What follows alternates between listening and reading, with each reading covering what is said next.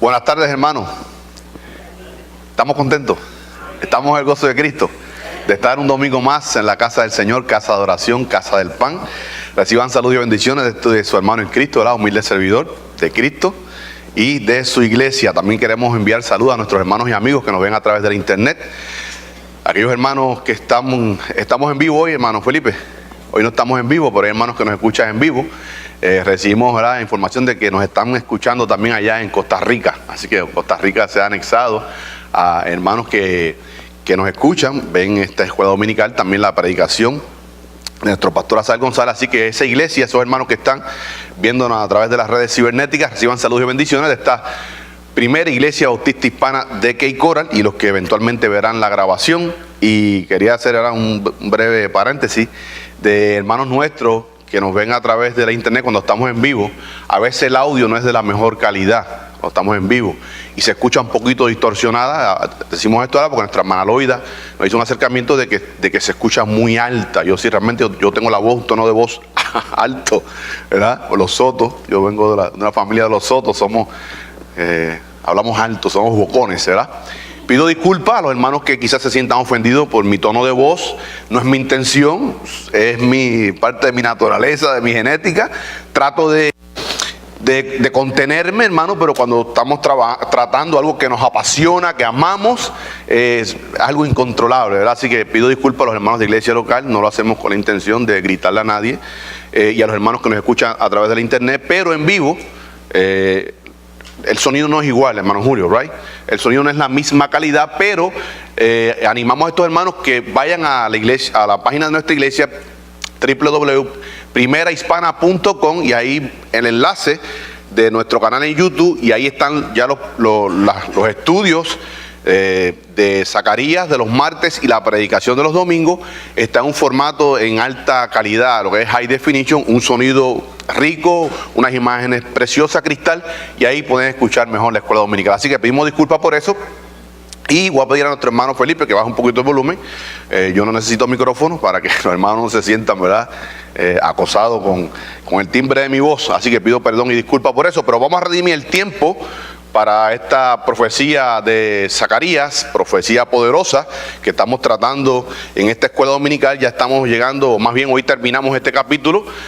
Pensábamos, tenemos programado para hacer la mitad de la clase, terminar la exégesis, ¿verdad?, de este pasaje o este versículo número 9 de Zacarías 13 y dar una introducción al capítulo 14. Pero hay unos detalles muy importantes que vamos a entrar en ellos, así que vamos a invertir los 55 minutos de clase a concluir con este capítulo 13 de Zacarías, para dar oportunidad también, Dios nos dé tiempo, para recibir algunas preguntas, comentarios, dudas, ¿verdad?, sobre el estudio de este capítulo número 13. Y ya el próximo domingo sí traemos un estudio introductorio de ese capítulo número 14 y material para que vayamos estudiando. Y primeramente vamos a dar lectura a ese versículo número 8,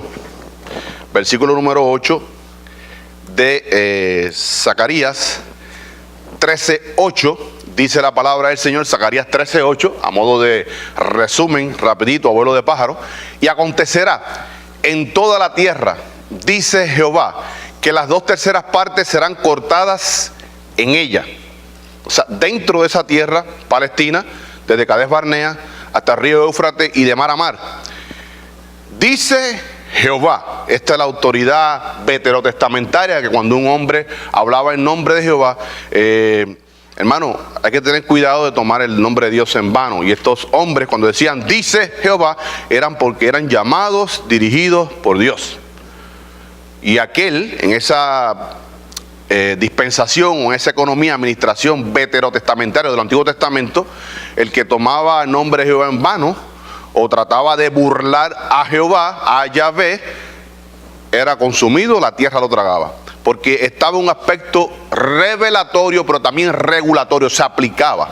Demos gracias a Dios que esta dispensación, en esta administración, en esta economía de la iglesia, está solamente el aspecto revelatorio como palabra de Dios, no regulatorio. Porque si fuese así, hermano, ¿cuántos miles y miles de charlatanes fuesen consumidos por fuego descendiendo del cielo de parte de Dios?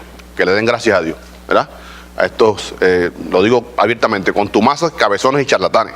No hay otra manera de decirle, oramos por ellos. tenemos misericordia por ellos, pero como están pisoteando el evangelio de Cristo, a los que amamos a Cristo y su palabra, eso nos molesta porque es un celo santo que sentimos por las cosas de Dios. Así que tenemos que ser sinceros y directos.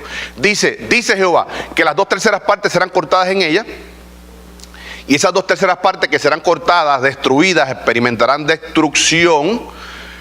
Dice que se perderán eternamente, separación de Dios.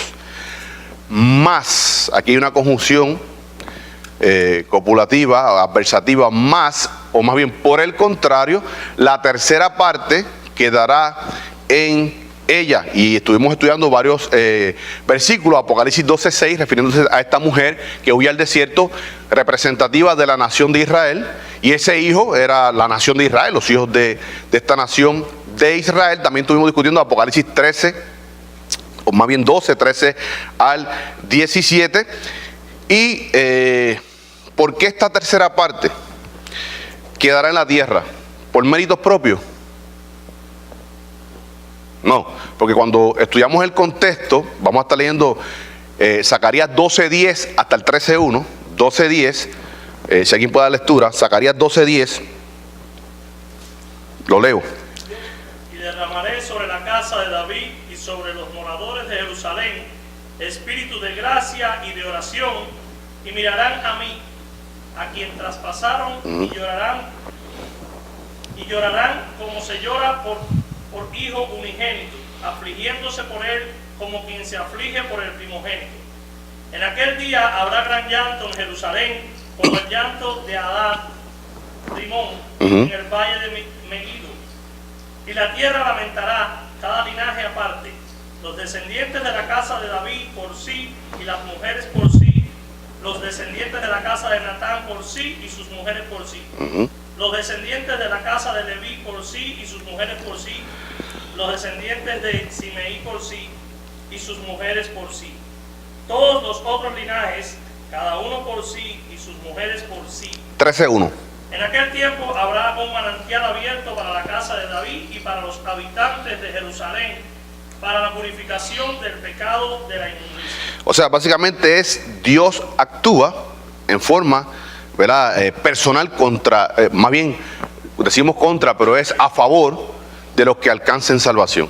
Porque dice ahí, empezando el 12:10, y derramaré sobre la casa de David, sobre los moradores de Jerusalén, espíritu de gracia y de oración. Esto habla de la asistencia del Espíritu Santo para redarguir, ¿verdad?, convencer de que han pecado, traer convicción de pecado, y que eso conlleva juicio de Dios. O sea, nadie alcanza salvación si no es por la intervención divina del Santo Espíritu de Dios. No es por obra para que nadie se glorie. No vamos a entrar en detalle, ¿verdad?, porque esto ya lo hicimos en la exégesis, pero básicamente eso se refiere que esta tercera parte alcanzará salvación por la misericordia, gracia y obra de Dios. Dios Padre, Dios Hijo, Dios Espíritu Santo. Una pregunta que nos vino a través del internet, que hay teólogos liberales que dicen que la Biblia se contradice, porque Zacarías 13, 8 y 9 habla de una tercera parte. Y a veces queremos ser muy matemáticos, muy, en nuestro contexto, ¿verdad?, muy exacto, y a veces la Biblia habla en simbolismo, ¿verdad? Dice tercera parte, y esta persona me hace llegar un texto que es Zacarías 6:13, alguien que pueda dar lectura, Zacarías 6:13. Vamos, ya yo le contesté a este hermano a través del internet, pero vamos a, quizá algunos hermanos tengan dudas porque han leído ese pasaje de Isaías 6:13 que habla de una décima parte. Y Zacarías dice una tercera parte, así que vamos a clarificar eso con la Biblia en la mano, el contexto bíblico. Isaías 6:13, ¿quién da lectura en voz alta y clara? Axel. Ahí va.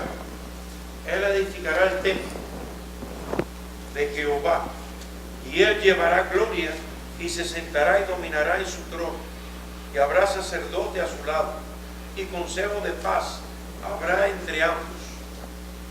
Isaías 6:13. Isaías.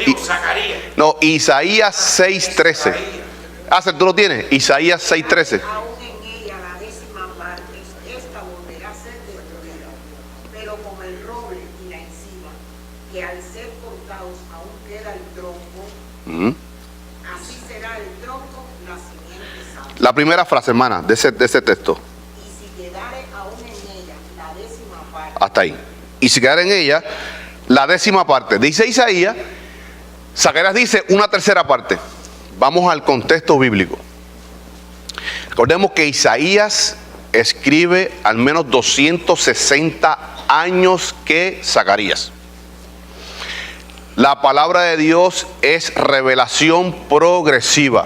Y tenemos que ir, como discutimos en el seminario, el único método correcto es el gramático, histórico, cultural. Tengo que ver la parte gramatical o literal, la parte histórica y la parte cultural. Isaías, recordemos que la Biblia es el autor divino Dios, pero también hay un autor humano. Hay una dualidad de autor. El autor de la palabra es Dios, pero Dios usó hombres para transmitir su revelación, ¿verdad? Y esa inspiración cuando se escribe. Dios siempre usó la cultura, la historia, la habilidad de cada autor. Estos cerca de 40 autores de la palabra de Dios. Por eso leemos Lucas, es diferente a los escritos de Pablo.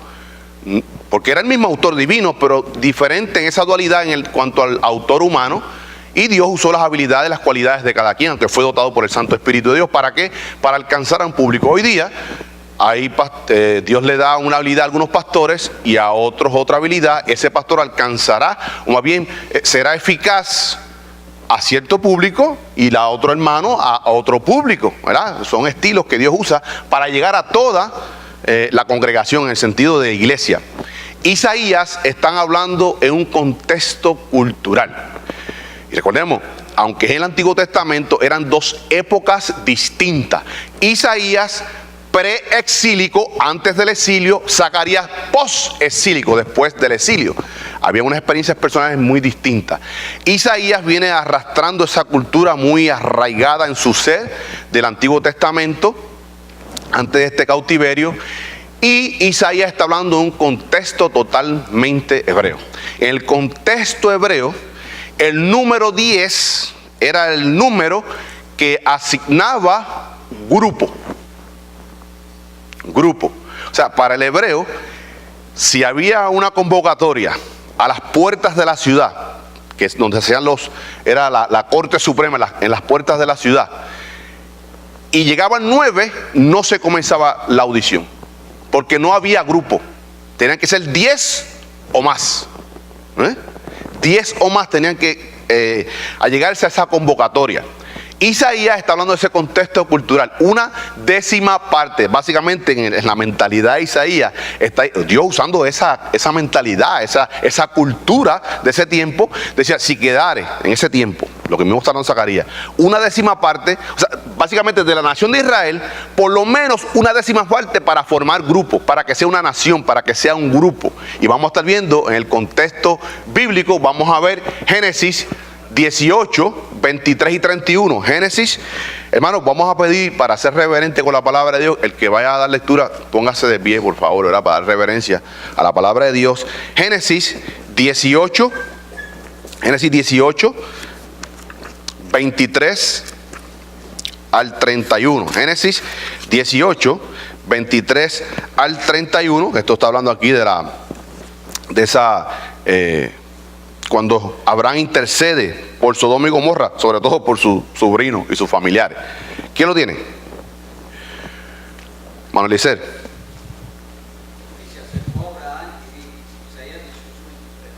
No, Génesis 18, 23 al 31.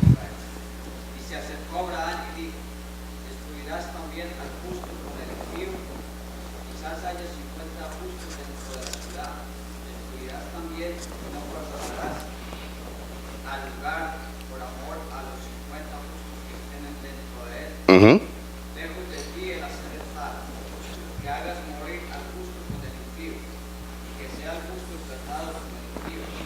Nunca talagas, después de toda la tierra, no ha de ser lo que es justo. Entonces respondió Jehová, si hallare en Sodoma 50 justos dentro de la ciudad, perdonaré a todo este lugar por amor a él. Y Abraham replicó y dijo, he aquí ahora que he comenzado a hablar a mi Señor, aunque soy polvo y ceniza. Quizás faltarán de 50 justos Ujú. Destruirás por aquellos siglos toda la ciudad.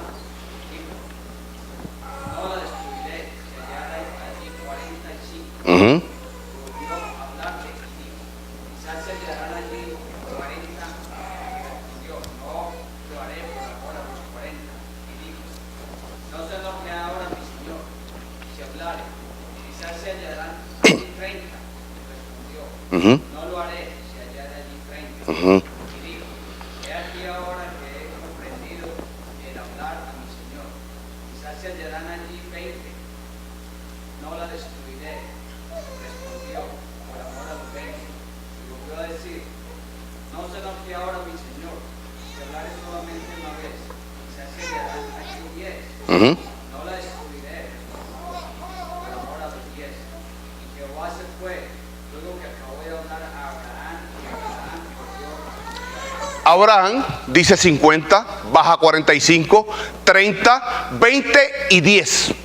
¿Mm? Entonces la persona dice, bueno, es que Abraham está intercediendo por su sobrino Lot, su esposa, 2, sus 2 hijas, 4, y sus 2 esposos o novios, sus hijas, 6, con tomar a Abraham. No, Abraham está diciendo, allí yo tengo 6 familiares cercanos míos. Y por lo menos las otras ciudades, porque eran varias ciudades, al menos se encontrarán 4 más para que formen grupo.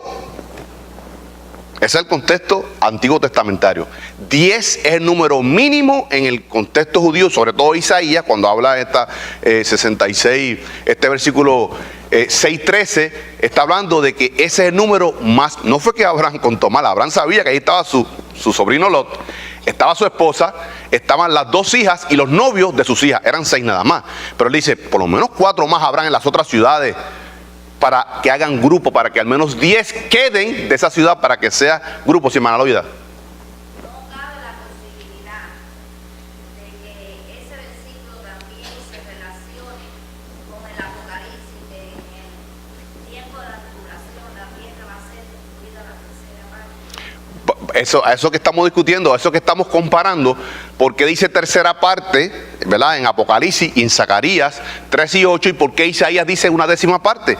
Y tenemos que ver ese versículo en su contexto histórico, cultural y gramatical. ¿Ves? No es que la Biblia está diciendo una cosa, ahora dice otra, sino en el contexto. Para Isaías 10 era, décima parte era la parte mínima para formar grupo como nación. ¿Ves? Vamos a estar viendo otro versículo. Ruth, sí, hermano Rafael.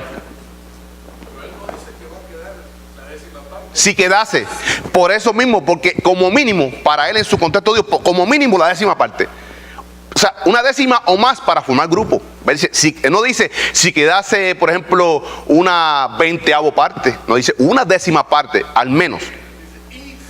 Y si quedase, como mínimo, ¿ves? Como Abraham dice, y si quedasen 10, pero no bajo de 10, porque ya el bajar de 10 no forma grupo. Dice, y si quedaran 10, entonces uno dice, pero si los que él tenía allí eran más que 6 personas, si contamos los 2 novios de sus hijas.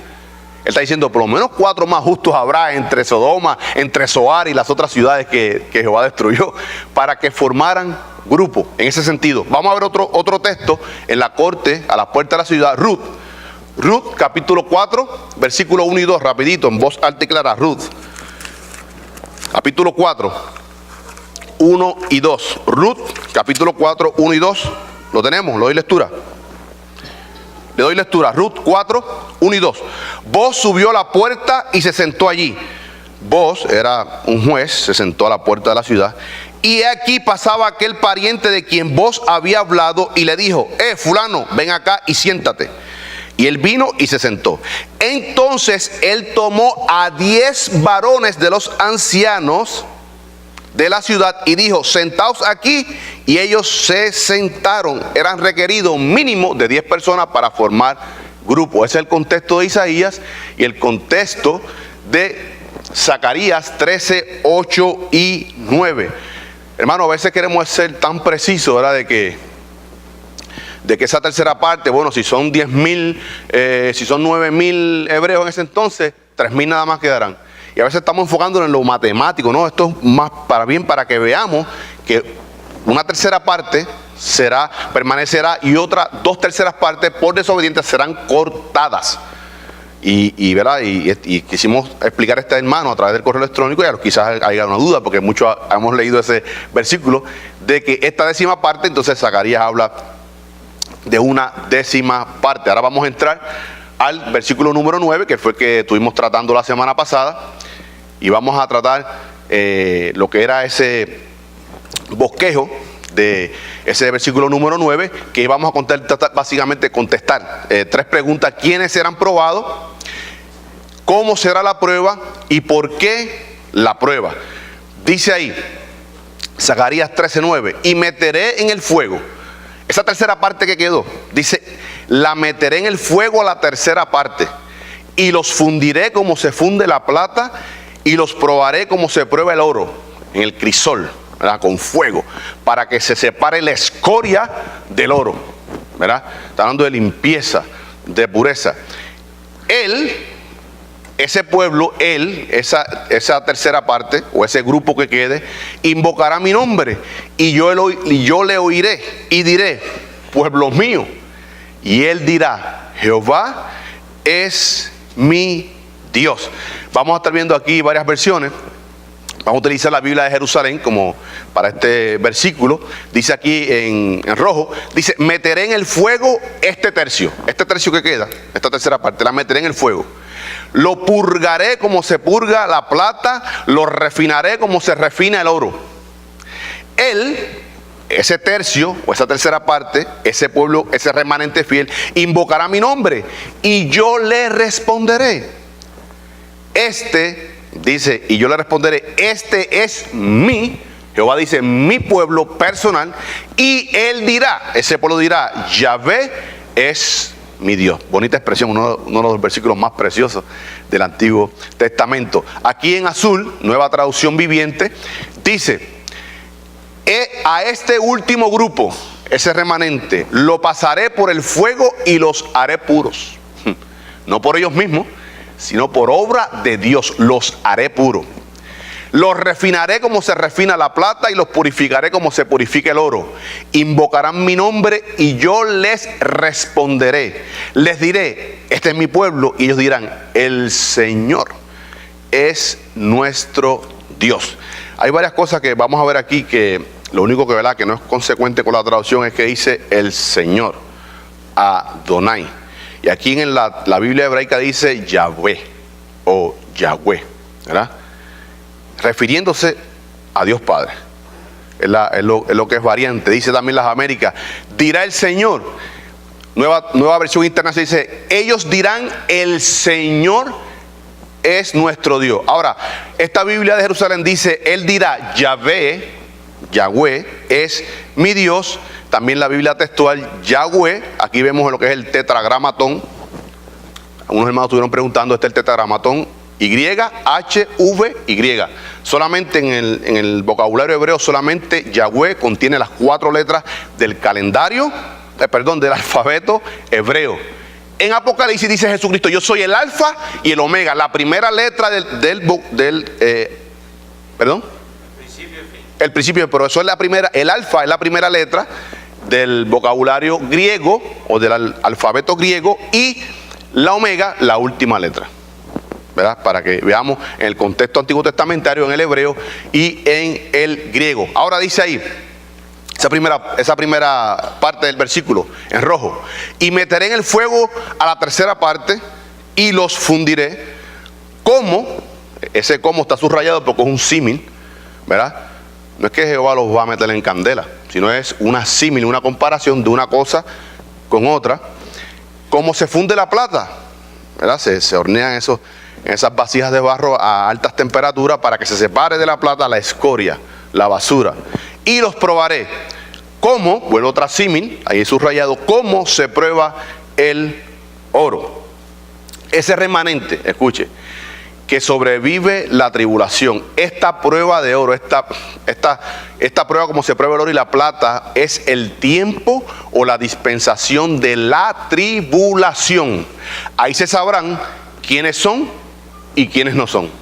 Como dicen los cubanos, ¿verdad? ¿Somos o no somos? ¿Tiene alguna pregunta, hermano Jesús? el periodo de prueba es la tribulación. Esa es la prueba. Ese periodo de la tribulación. Estos sobrevivientes, recordemos que hay fieles, hermana Loida, durante la tribulación, que perderán su vida por el testimonio de Jesucristo, ¿verdad?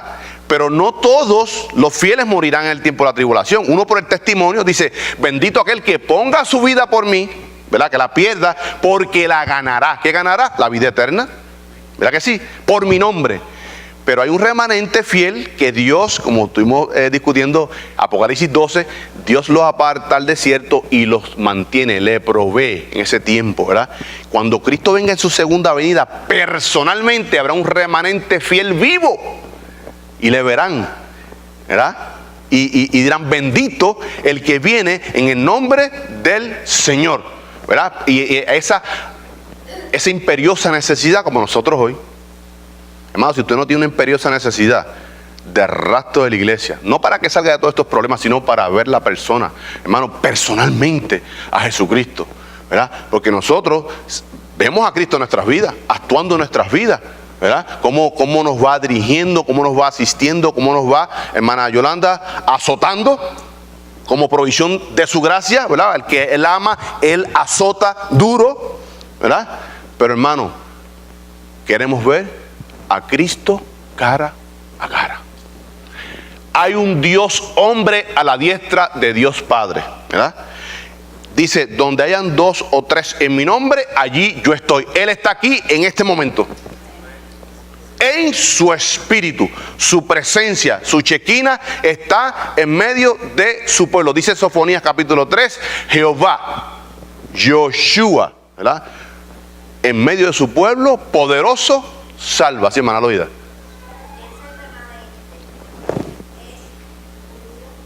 Judío. Zacarías está hablando de un contexto judío. Ahora, habrán de las naciones también que se salven en el tiempo de la tribulación, que responderán al evangelio eterno predicado por estos 144,000 sellados con el Santo Espíritu de Dios. Sobre todo en el contexto, hermana Loida, Génesis 15, Jehová le dice a Abraham, tú serás no padre excelso, será padre de multitudes. En ti será bendita todas las familias de la tierra, no solamente los judíos, porque cuando vamos a estar leyendo hoy en el contexto de Mateo 25, del versículo 1 hasta el 30, habla del juicio a Israel. Pero de ahí en adelante habla del juicio a las naciones, y muchos serán destruidos y otros entrarán al reino milenial.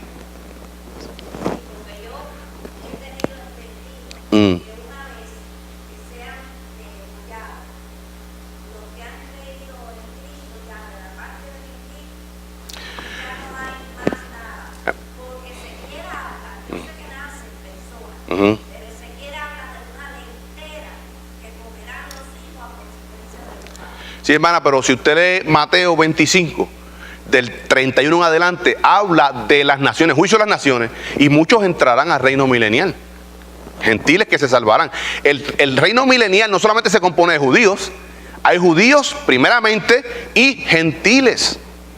Como en esta dispensación de la iglesia, no solamente para judíos, extensivo también para los gentiles. Nosotros, usted y yo éramos gentiles, ahora somos hijos de Dios, ¿verdad? Por adopción y seguidores de Cristo, nuestro hermano mayor. Pero en esa dispensación es un error decir que solamente, escuche, que solamente la purga, sí, bíblicamente es para Israel, pero muchas de las naciones se anexarán a ese pueblo de Israel y recibirán bendición, y se cumplirá la promesa de Jehová Dios en Abraham, que en ti serán bendecidas todas las familias de la tierra. No tenemos el tiempo, hermana, pero lea cuidadosamente, libre de prejuicio, ¿verdad? Un espíritu correcto. Mateo 25, del 31 hasta el 46. Y va a ver allí que esto de las naciones, está hablando de ese juicio primero, esa primera parte del capítulo 25, del 1 al 30, habla del juicio a Israel, en el contexto general, no solamente judíos, porque no solamente los de Judá, sino a las 12 tribus de Israel. Y después del 31 en adelante, habla del juicio a las naciones. Unos para perdición y otros para entrar al reino milenial. Por tanto, son salvos en el contexto de Mateo, que son palabras directas del Señor Jesucristo. Pastor, ¿usted tiene alguna? Yo nada más que quería decir que mi opinión es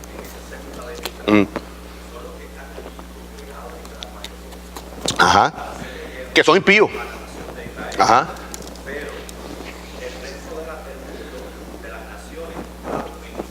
Ajá. Ujú. Sí.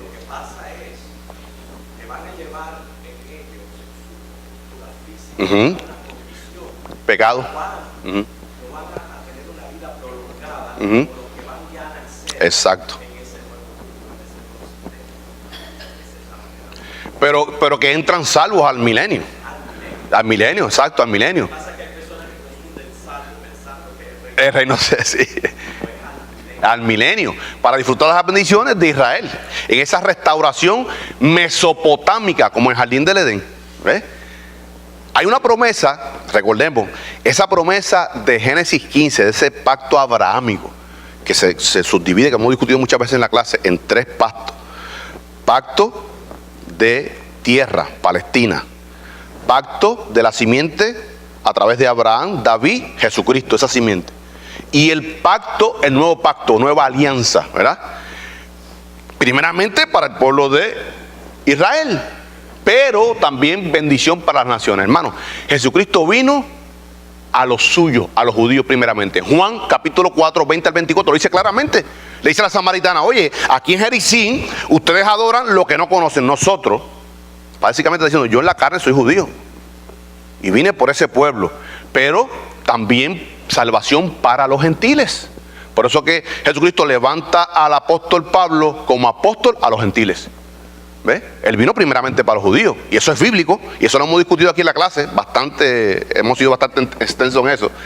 Pero en esta tribulación, muchos, como hoy día, hay un pueblo judío que es iglesia hoy día, hermano.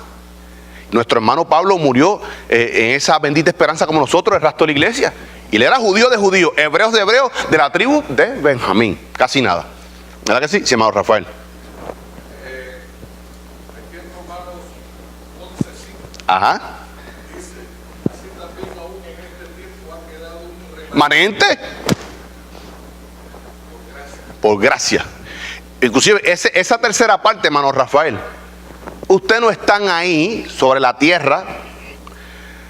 Fíjese, aún esa prueba es por mi gracia y misericordia, por la asistencia de Dios Espíritu Santo. Ese remanente está ahí, hermano, porque Pablo dice en Romanos 3, dice, nadie busca a Dios, todos estamos destituidos de la gloria de Dios. Gracias por su misericordia y su amor y su gracia.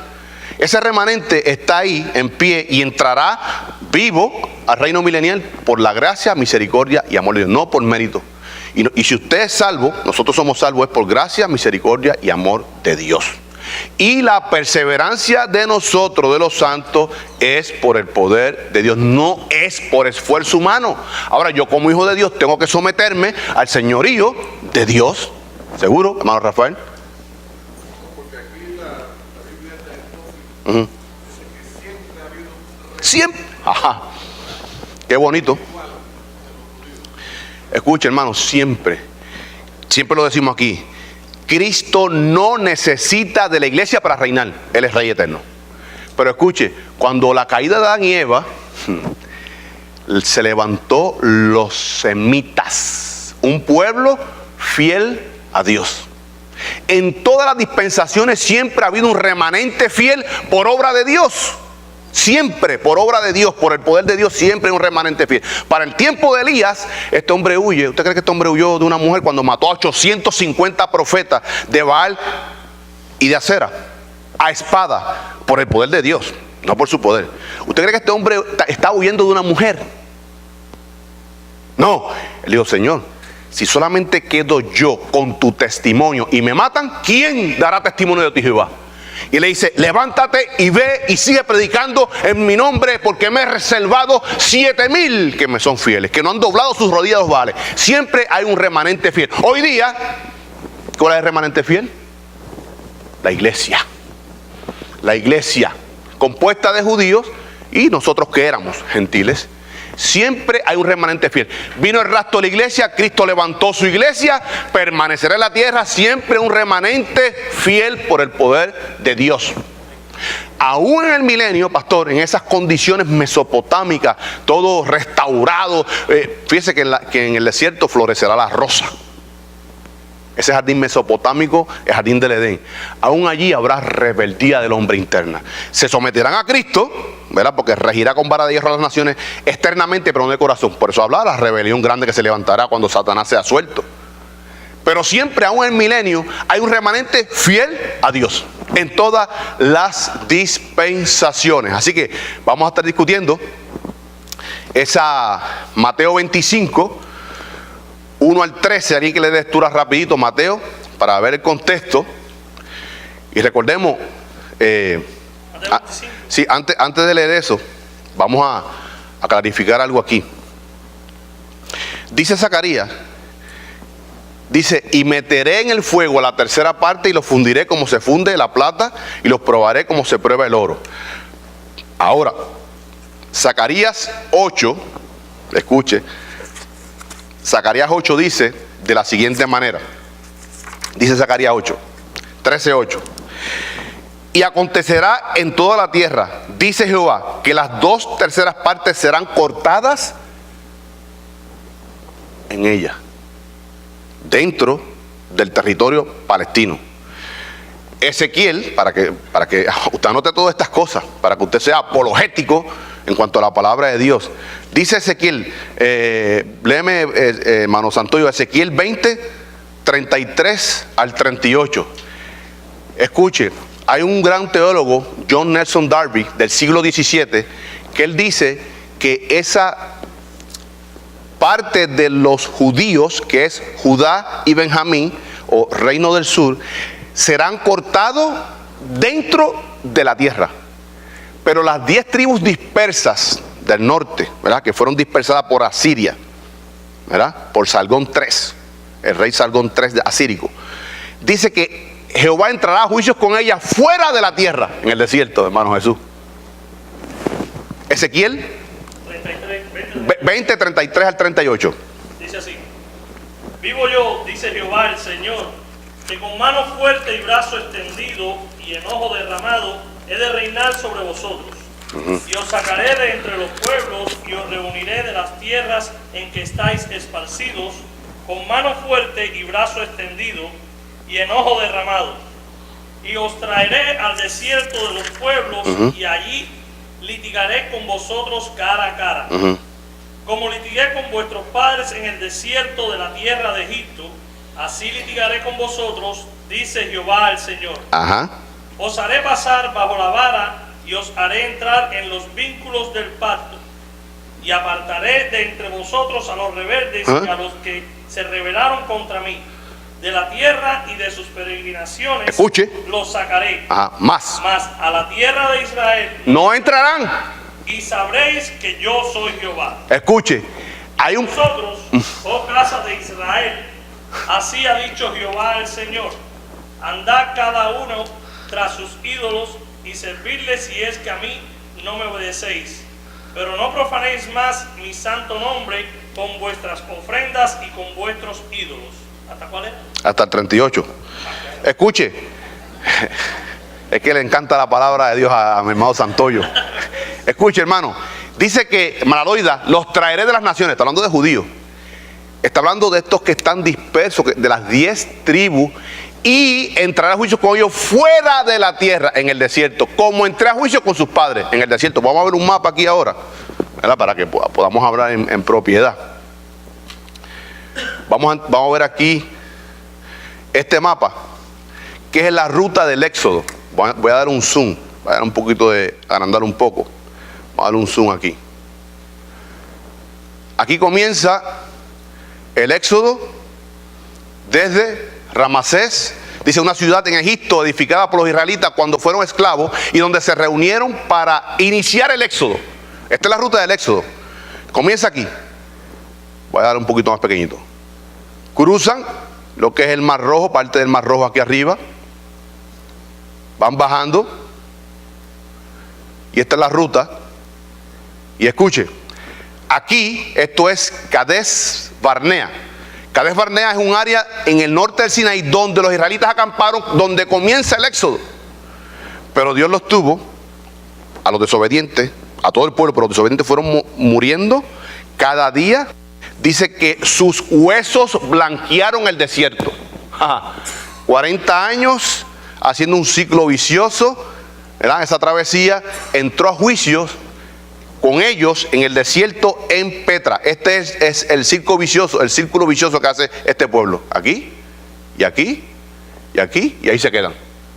Ahora, Jehová Dios lleva al monte Nebo, aquí a Moisés, un monte en Moab, donde Moisés vio la tierra prometida, murió y fue sepultado. Desde aquí, Jehová le enseña la tierra prometida. Ezequiel 20, 33 y 38 dice: a estos judíos que están dispersos en las naciones, que están en la diáspora, de las 10 tribus del norte, las traeré y entraré con ellos a cuenta, no dentro de la tierra, sino afuera, como hice con sus padres en el desierto. O sea, no todo, tenemos que ir analizando todo. No todo Israel será enjuiciado dentro de la tierra, sino las 2 tribus del sur, Judá y Benjamín, serán enjuiciados ahí. Los traeré y entraré a juicio en la tierra. Pero el otro remanente, las 10 tribus del norte, que fueron dispersas en el 701 por Sargón, este imperio asirio, él los traerá, pero los reunirá fuera de la tierra, en el desierto, entrará a cuenta con ellos. Los que sean purificados, los que entren, los que le esperaron, entrarán a la tierra, lo que es el reino milenial.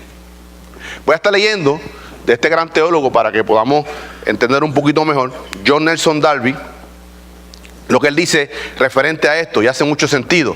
Dice: hay una diferencia notable dentro de la nación. Escuche, las 10 tribus fueron dispersadas, las del norte, fueron dispersadas por los asirios, los que llevaron a 10 tribus al cautiverio.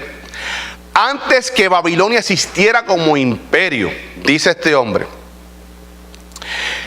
que hay una circunstancia de un grupo de judíos, escuche, este hombre está hablando en el siglo XVII, hace más de 300 años, que vive en medio de los árabes, hasta el día de hoy, ¿verdad? Hasta ese entonces, hasta el día de hoy. Y que él ha visitado descendientes de un grupo que no quiso volver a Judea con Esdras, hablando de este tiempo de Zacarías, no quiso ese grupo volver con Esdras y Nehemías a Jerusalén. Dice, porque sabía, ese grupo sabía, era diligente en el estudio de la palabra de Dios, sabía que los que volvieran a Judea, a Jerusalén, darían muerte al Mesías. Tremendo, contexto bíblico. Dice, y se quedaron donde estaban hasta hoy. Este pueblo sabía, bíblicamente, porque eran diligentes en el estudio de la palabra, espérate, los que vuelvan allá a Judea, eventualmente, no en el 536 cuando vuelven, sino en el 33 después de Cristo, le dan muerte los mismos judíos que lo entregan en manos de los romanos para que le den muerte a su Mesías.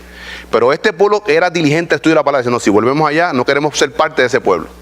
Dice, continúa John Nelson Darby, los judíos, habiendo rechazado a Cristo, ese remanente que está ahí rechazando a Cristo, serán sujetados al anticristo. Dice, y concertarán un pacto con el Seol y la muerte, Isaías 28. Pero su pacto destruirá todas sus esperanzas. Unidos al anticristo, sufrirán las consecuencias de este pacto y al final serán destruidos. Está hablando de estas 2/3 partes. Dice, 2/3 partes de los moradores de todo el país serán cortadas. 2/3 partes de todo Israel. Aquí hace la separación bíblica. Ellos dentro del mismo país de Israel, dentro de la Palestina toda. Dice, después de su regreso, y él cita Zacarías 13, 8 y 9, lo que estamos estudiando. Ahora, continúa John Nelson Darby.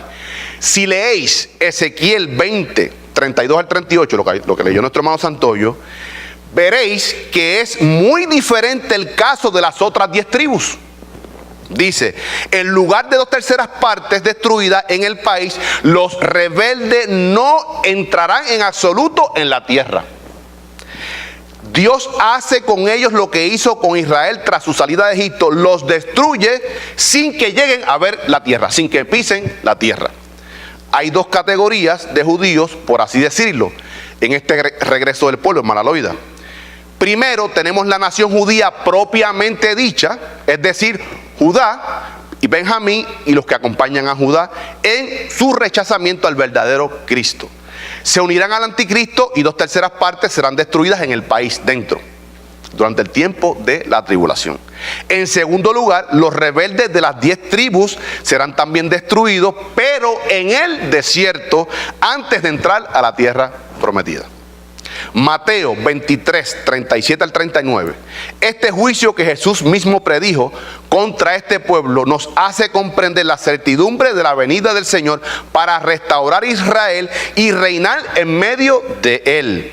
Dice Jesucristo: Jerusalén, Jerusalén, que matas a los profetas, he aquí vuestra casa os es dejada desierta hasta que digáis: bendito el que viene en el nombre del Señor. Israel verá a Jesús, pero solo cuando esta palabra del Salmo 108 salga de su boca. Estamos hablando bíblicamente, podemos entender ahora que no todo Israel será juzgado en la tierra, sino que hay una parte que será juzgada en el desierto. Ahora, dice Mateo 25, 1 al 13, hermano Santoyo, si puede dar lectura ahí rapidito. Dice: parábola de las 10 vírgenes. Entonces el reino de los cielos será semejante a 10 vírgenes que, tomando sus lámparas, salieron a recibir al esposo. 5 de ellas eran prudentes y 5 insensatas. Las insensatas, tomando sus lámparas, no tomaron consigo aceite, mas las prudentes tomaron aceite y sus vasijas juntamente con sus lámparas. Y tardándose el esposo, cabecearon todas y se durmieron. Y a la medianoche se oyó un clamor: aquí viene el esposo, salid a recibirle. Entonces todas aquellas vírgenes se levantaron y arreglaron sus lámparas. Y las insensatas dijeron a las prudentes: dadnos de vuestro aceite, porque nuestras lámparas se apagan. Mas las prudentes respondieron, diciendo: para que no nos falte a nosotras y a vosotras, id más bien a los que venden y comprad para vosotras mismas. Pero mientras ellas iban a comprar, vino el esposo, y las que estaban preparadas entraron con él a las bodas, y se cerró la puerta. Después vinieron también las otras vírgenes, diciendo: Señor, Señor, ábrenos. Mas él respondiendo dijo: de cierto os digo que no os conozco. Velad pues, porque no sabéis ni el día ni la hora en que el Hijo del Hombre ha de venir. Mantenga su espada abierta, hermano Santoyo. Escuche, Mateo 25 está contestando el aspecto práctico de estos dos capítulos. ¿Dónde comienza esto? Mateo 24:3. Hay una pregunta en Mateo 24:3 que le hacen los discípulos a Jesucristo, y él comienza a hablarle todo el capítulo 24 y el 25. Este 25 habla de la parábola de las 10 vírgenes. Esto está hablando juicio a Israel, igual que la parábola de los talentos. Es el juicio a Israel, hermano Santoyo. Lea ahí Mateo 24:3, que ese Mateo 24:3, este 25, 1 al 13, es contestación de ese Mateo 24:3, en el contexto, ¿verdad?, orbital. Dice: y estando él sentado en el monte de los olivos, los discípulos se le acercaron aparte diciendo: dinos, ¿cuándo serán estas cosas y qué señales habrá de tu venida y del fin del siglo? ¿Ve? Y entonces el Señor comienza a contestarle las señales y sobre todo cuáles son los requisitos para entrar a ese reino milenial, a ese reino mesiánico, ¿verdad? Reino milenial. Ahora, rapidito, hay dos requisitos. Los requisitos para entrar en el reino milenial, escuche, es el nuevo nacimiento. Nuevo nacimiento. Según Juan 3 al 5, dice: respondió Jesús y le dijo: de cierto te digo, que el que no naciere de nuevo no puede ver el reino de Dios. Nicodemo le dijo, en el contexto, hermano, reino de Dios para nosotros es celestial, reino de Dios para los judíos es terrenal, ¿verdad? Que es sinónimo, es sinónimo. Dice, Nicodemo le dijo: ¿cómo puede un hombre nacer siendo viejo? ¿Puede acaso entrar por segunda vez en el vientre de su madre y nacer? Respondió Jesús: de cierto te digo, que el que no naciere de agua y del Espíritu no puede entrar en el reino de Dios. Para entrar a la fiesta de las bodas del Mesías, es decir, al reino mesiánico, es necesario poseer el Santo Espíritu de Dios. Romanos 8:9 dice: mas vosotros no vivís según la carne, sino según el Espíritu, si es que el Espíritu de Dios mora en vosotros. Y si alguno no tiene el Espíritu de Cristo, no es de él. No se vista que no va. ¿Sí? Y entonces hay un condicionante aquí, dice ahí, Romanos 8:9. Si es que, Y ese si es que es un condicionante de primera clase, es ya que el Espíritu Santo mora en ustedes, ¿verdad? En nosotros, y si alguno no tiene el Espíritu de Cristo, no es de Cristo. No será parte de ese reino milenial. Número 2, en la aplicación personal, en esta parábola 10 vírgenes, enfatiza la necesidad de la realidad de la vida del discípulo. No solo la profesión, hermano Eladio. No solo la profesión. Porque digo hermano Eladio, porque estuvimos discutiendo un programa radial, un tema parecido a este. Porque dice ahí, Romanos 10:10, la gente se basa en esto, y voy a discutir algo, y me perdonan si son muy directos. Yo he hablado de esto con nuestra hermana Loida, ¿verdad?, en privado, y quiero compartir esto con ustedes. Escuchen. Romanos 10:10 dice, porque con el corazón se cree para justicia, pero con la boca se confiesa para salvación. Y entonces nosotros los bautistas, ¿verdad?, en un estudio inductivo, a base de unos principios, sacamos, a base de unos hechos, sacamos un principio teológico, ¿verdad? Y decimos que salvo, siempre salvo. Y yo estoy de acuerdo con eso, hermana Loida. Una vez usted salvo, eternamente salvo. Pero ese criterio teológico ha hecho de una iglesia vaga espiritualmente. Está en una zona de confort. No, hermano, no solamente con usted confesar a Cristo, ya usted es salvo. No. Confesé a Cristo, salvo siempre salvo, y sigo bebiendo whisky, yendo a las barras, viviendo la vida como me la gana, porque es salvo siempre salvo. No. Vamos al contexto bíblico. Dice ahí Pablo,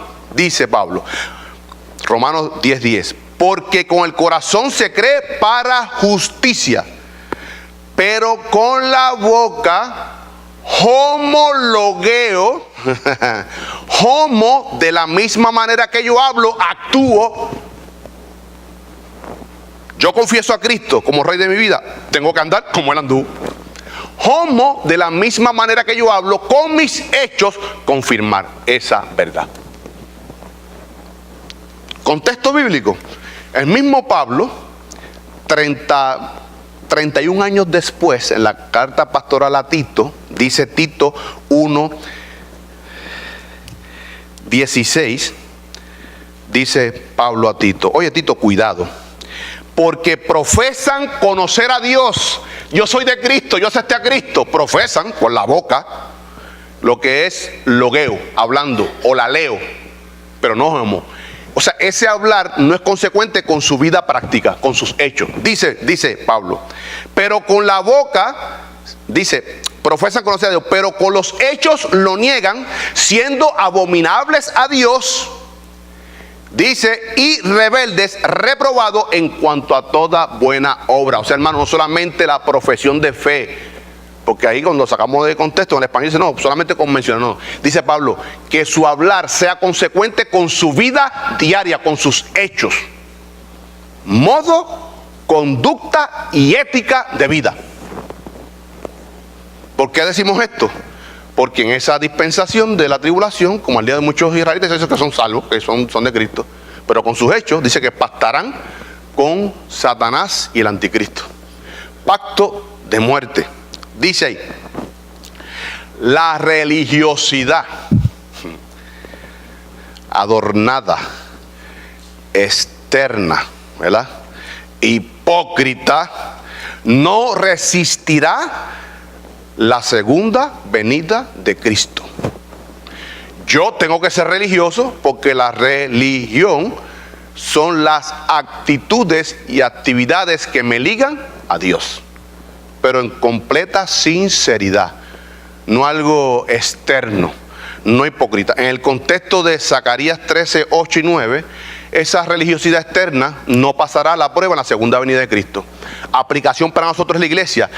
Yo siendo hipócrita, vengo todos los domingos, diezmo los martes, vengo al ensayo del coro los viernes, pero si es algo externo, no de corazón, esa religiosidad, lamentablemente me quedaré en el rastro de la iglesia. Buscando una aplicación para nosotros. Zacarías, contexto sentido original, para nosotros, aquellos que profesan a Cristo, pero no son homologueos, de que eso que profesan no es consecuente con su vida, con sus hechos, lamentablemente en el resto de la iglesia se quedarán. Ahí comienza el juicio de Dios por la iglesia. Número 3, y terminamos con este. Dice ahí, hermano Santoyo, que la puerta, lea el 29 en adelante, de 25. Mateo 25, perdón. Dice, después vinieron también las otras vírgenes diciendo, Señor, Señor, ábrenos. Mas él respondió, dijo, de cierto os digo que no os conozco. Velad pues, le dice, exhorta al Señor, velad pues, porque no sabía el día ni la hora que el Hijo del Hombre ha de venir.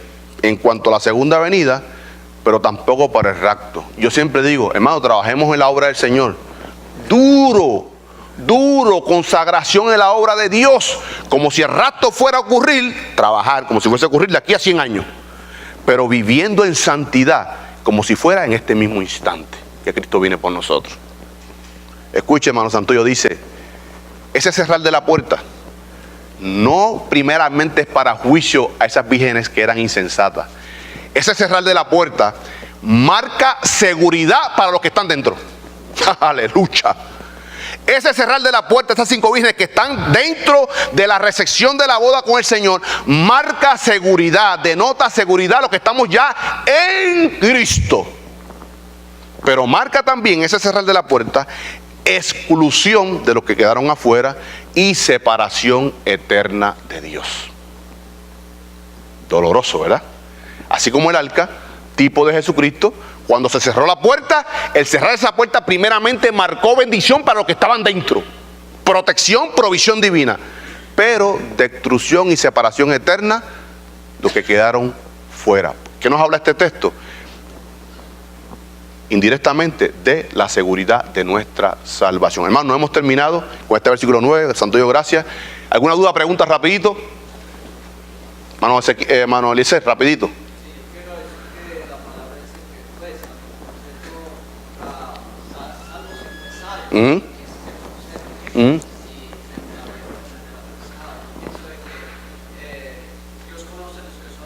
Oh, sí. Dice, yo conozco los que son míos y ellos obedecen mi voz. O sea, que yo pienso de que salvo siempre salvo es el testimonio de nosotros también. Eso habla de que Ajá. yo no pienso de que una persona puede decir salvo hoy y mañana no salvo. No. Y yo pienso que es el acuerdo como esa persona vive de acuerdo a la palabra de Dios está demostrando, como lo dice Gálatas 2:20. Yo pienso que la salvación No, de un verdadero salvo. De un verdadero salvo. Salvo, si el Hijo os libertareis, seréis, nosotros decimos verdaderamente, en el griego dice eternamente libres. Aleluya. Lo que estoy diciendo es que ese principio teológico ha hecho de una iglesia vaga espiritualmente, en una zona de confort. Eso demuestra, hermano Elisel, que nunca han sido salvos, tan simple como eso. Porque un hijo de Dios busca las cosas de Dios porque vivimos según el Espíritu de Dios que ha sido derramado en nuestros corazones. Pero aquel que no ha sido realmente experimentado el nuevo nacimiento no vive consecuente con lo que confiesa. No hay homologueo. Lo que hablan no es consecuente con sus vidas. Hay una dualidad, un doble discurso. Hermano Santoyo, rapidito. Sí, hay un dicho que creo que pega bien con lo que está diciendo el hermano Carmelo, que lo dijo un pastor en Cuba que decía: tus hechos hablan tan alto que no me dejan oír lo que tú dices. Amén. Por eso siempre decimos aquí en la iglesia, hermano, no es tanto hablar de Cristo, es vivir a Cristo en nuestras vidas. Pongámonos de pie, hermano, y amémonos. Que sea el amor de Cristo derramado, Romanos 5:5, el manifiesto en nuestras vidas. Damos más testimonio en amarnos nosotros, cuando los amigos que nos visitan vean el amor, que nos amamos, que sientan la presencia de Dios a través del amor manifiesto en su iglesia. Hermano, cuando comienza la predicación, esa tierra está preparada para recibir la palabra de Dios. Así que busquemos, enfoquémonos en esas cosas. Oremos, hermanos. Amantísimo Dios y Padre Celestial, venimos delante de tu presencia en acciones de gracias por tu amor, tu infinita misericordia. Gracias por estar aquí en esta casa tuya, casa de oración, casa del pan. Hay presencia tuya en este lugar porque aquí están tus hijos, los santos de la iglesia. Tú lo has dicho, donde 2 o 3 más estén en mi nombre, en un mismo sentir, en un mismo espíritu, mi Shekinah será manifiesta en medio de su pueblo, y yo, poderoso, llevaré salvación en medio de mi pueblo. Gracias, Padre Santo, por tu palabra. Gracias por esta profecía poderosa que tú transmitiste a través de tu profeta Zacarías. Gracias porque es de bendición para nosotros en ese sentido original, pero también buscando una aplicación para esta dispensación, para esta economía de la iglesia. Gracias porque tú nos edificas a través de tu palabra, Padre Santo. Danos la humildad de vivir en rectitud en tus caminos, Padre Santo, y que nuestro cuerpo, Padre, nuestra vida, nuestro acto, nuestro caminar sea consecuente con tu palabra. Ayúdanos, Padre Santo. Por nuestras propias fuerzas no podemos caminar en santidad. Gracias que tú enviaste al Paraclitos, a Dios Espíritu, para asistirnos en esta santificación progresiva, Padre Santo. Si no nos amamos, Padre Santo, los unos a los otros, incondicionalmente, con ese amor que tú derramaste, Romanos 5:5, en nuestros corazones, como aceite, oh Padre Santo, nuestro testimonio no tiene valor. Damos mal testimonio de ti, oh Cristo amado. Gracias, Padre amado, que hemos sido lavados con tu sangre. Gracias porque tú vienes por nosotros. Gracias por esta salvación tan grande. Gracias por la seguridad en esta salvación, aquellos que hemos nacido de nuevo, Padre Santo. Y buscamos tus cosas porque te amamos y te reconocemos no solamente como Salvador de Dios, sino también como el Señor, el despotés, el amo y dueño de nuestras vidas. Padre, hoy hay Santa Cena. Ninguno de los que estamos aquí somos dignos de participar en tu mesa, pero tú nos invitas, aleluya, porque hemos sido justificados a través del lavamiento por la sangre de tu amado Hijo Jesucristo, Padre Santo. Haznos entrar a cuentas, Padre Santo, contigo y con aquellos que hemos ofendido. No permita, Señor, que ninguno de nosotros en este recinto, en esta congregación, tomemos y comamos juicio para nosotros mismos. Ayúdanos, Padre, a entrar a cuentas contigo y participar de tu mesa, mi Señor. Aquellos que hemos ofendido, haznos entrar a cuenta en convicción de que hemos faltado a un hermano y que te hemos faltado a ti, Señor. Gracias porque tú nos invitas, mi Señor, y participamos de esta ordenanza tuya, mi Señor. Prepara nuestro espíritu correctamente para recibir tu palabra a través de tu vocero, tu atalaya, tu mensajero, nuestro pastor Asael González. Siempre te pedimos una palabra que nos edifique, que nos quebrante, que haga catarsis, limpieza, Padre Santo, como tú pruebas el oro. Que toda esa escoria salga de nosotros, Padre. Toda la basura que aún retenemos en nosotros, en estos cuerpos que son templo de tu Santo Espíritu, oh Señor, remuévela con tu fuego, purifícanos, Padre Santo y Padre amado. Te damos gracias, Padre Santo, por esta semana, por este primer día de la semana que hemos dedicado para rendir culto a ti, al único Dios vivo y verdadero. Ayúdanos esta semana a caminar en santidad y dar testimonio, Padre Santo, no porque hablemos de ti, Cristo, no solamente por eso, sino porque te vivamos a ti. Ayúdanos a caminar como tú caminaste en la tierra. Te damos gracias, Padre Santo, y esperamos la pronto retorno. Sí, ven, Señor Jesucristo, bien pronto. Pedimos todas estas cosas creyendo en el poderoso nombre de tu Hijo, eterno y amado, nombre, sobre todo nombre, Jesucristo, nuestro Señor. Amén, amén.